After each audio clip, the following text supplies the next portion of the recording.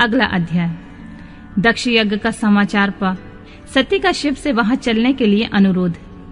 दक्ष के शिव द्रोह को जानकर भगवान शिव की आज्ञा से देवी सती का पिता के यज्ञ मंडप की ओर शिव गणों के साथ प्रस्थान। ब्रह्मा जी कहते हैं, नारद, जब देवर्षि गण बड़े उत्साह और हर्ष के साथ दक्ष के यज्ञ में जा रहे थे, उसी समय दक्ष कन्या देवी सती गंधमादन पर्वत पर चंदोबे से युक्त धारागृह में सखियों के साथ घिरी हुई भांति भांति की उत्तम क्रीड़ाएं कर रही थीं। प्रसन्नता पूर्वक क्रीड़ा में लगी हुई देवी सती ने उस समय रोहिणी के साथ दक्ष यज्ञ में जाते हुए चंद्रमा को देखा। देखकर वे अपनी हितकारिणी प्राण प्यारी श्रेष्ठ सखी विजया से बोली, मेरी सखियों में श्रेष्ठ प्राण प्रिय विजय, जल्दी जाकर पूछ तो आ, ये चंद्रदेव रोहिणी के साथ कहाँ जा रहे हैं। सती के इस प्रकार की आज्ञा देने पर विजया तुरंत उनके पास गई और उसने यथोचित शिष्टाचार के साथ पूछा, चंद्रदेव, आप कहाँ जा रहे हैं। विजया का यह प्रश्न सुनकर चंद्रदेव ने अपनी यात्रा का उद्देश्य आदर पूर्वक बताया। दक्ष के यहाँ होने वाले महोत्सव आदि का सारा वृतांत कहा। वह सब सुनकर विजया बड़ी उतावली के साथ देवी के पास आई और चंद्रमा ने जो जो कहा था उसने सब कह सुनाया। उसे सुनकर कालिका सती देवी को बड़ा विस्मय हुआ। अपने यहाँ सूचना न मिलने का क्या कारण है। बहुत सोच विचारने पर भी उनकी समझ में नहीं आया। तब उन्होंने पार्षदों से घिरे अपने स्वामी भगवान शिव के पास आकर भगवान शंकर से पूछा, प्रभु, मैंने सुना है कि मेरे पिताजी के यहाँ बहुत बड़ा यज्ञ हो रहा है। उसमें बहुत बड़ा उत्साह होगा। उसमें सब देवर्षि एकत्र हो रहे हैं। देव देवेश्वर, पिताजी के उस महान यज्ञ में चलने की रुचि आपको क्यों नहीं हो रही है। इस विषय में जो बात है मुझे सब बताइए।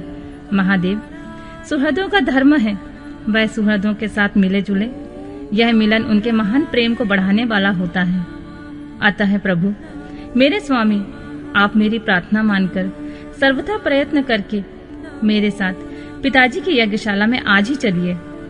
सती की यह बात सुनकर भगवान महादेव, जिनका हृदय दक्ष के बागवानों से घायल हो चुका था, मधुर वाणी में बोले, देवी, तुम्हारे पिता दक्ष मेरे विशेष द्रोही हो गए हैं। जो प्रमुख देवताओं और ऋषि अभिमानी, मूढ़ और ज्ञान शून्य हैं, वे ही सब तुम्हारे पिता के यज्ञ में गए हैं। जो लोग बिना बुलाए दूसरे के घर जाते हैं वे वहां अनादर पाते हैं और जो मृत्यु से बढ़कर भी कष्टदायक होती है। अतः प्रिय, तुमको और मुझको तो विशेष रूप से दक्ष के यज्ञ में जाना नहीं चाहिए, क्योंकि हमें वहां बुलाया नहीं गया है।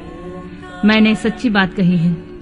महात्मा महेश्वर के ऐसा कहने पर सती रोष पूर्वक बोली, शंभु, आप सबके ईश्वर हैं। जिनके जाने से यज्ञ सफल होता है, उन्हें आपको मेरे दुष्ट पिता ने इस समय आमंत्रित नहीं किया है। प्रभु, उस दुरात्मा का क्या अभिप्राय है, मैं सब जानना चाहती हूँ। साथ ही वहां आए हुए संपूर्ण दुरात्मा देवर्षियों का मनोभाव का भी मैं पता लगाना चाहती हूँ। अतः प्रभु, मैं आज ही पिता के यज्ञ में जाती हूँ। नाथ महेश्वर, आप मुझे जाने की आज्ञा दे दें। देवी सती के ऐसा कहने पर सर्वज्ञ सर्वद्रष्टा सृष्टिकर्ता एवं कल्याण स्वरूप साक्षात भगवान रुद्र ने उनसे इस प्रकार बोला। शिव ने कहा, उत्तम व्रत का पालन करने वाली देवी, यदि इस प्रकार तुम्हारी रुचि वहां अवश्य जाने के लिए हो गई है, तो मेरी आज्ञा से तुम शीघ्र ही अपने पिता के यज्ञ में जाओ। यह नंदी वृषभ सुसज्जित है। तुम एक महारानी के अनुरूप राजोपचार साथ ले सादर इस पर सवार हो बहुसंख्यक प्रथम गणों के साथ यात्रा करो।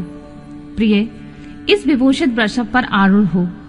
रुद्र के इस प्रकार आदेश देने पर सुंदर आभूषणों से अलंकृत सती देवी सब साधनों से युक्त हो पिता के घर चली। परमात्मा शिव ने उन्हें सुंदर वस्त्र आभूषण तथा परम उज्जवल छत्र चामर आदि महाराजोचित उपचार दिए। भगवान शिव की आज्ञा से 60,000 रुद्रगण बड़ी संख्या में प्रसन्नता और महान उत्साह के साथ कौतूहल पूर्वक सती के साथ गए। उस समय वहां यज्ञ के लिए यात्रा करते समय सब और महान उत्साह होने लगा। महादेव जी के गण ने शिव प्रिया सती के लिए बड़ा भारी उत्सव रचाया।